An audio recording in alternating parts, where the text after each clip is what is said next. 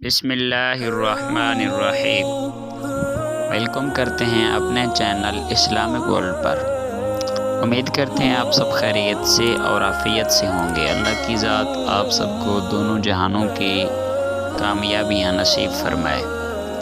ایک دن حکیم لقمان نے کہا، میں نے زندگی میں 300 سال مختلف دواؤں سے لوگوں کا علاج کیا، مگر اس طویل تجربے کے بعد میں نے سیکھا کہ انسان کے لیے سب سے بہترین دوا محبت اور عزت ہے۔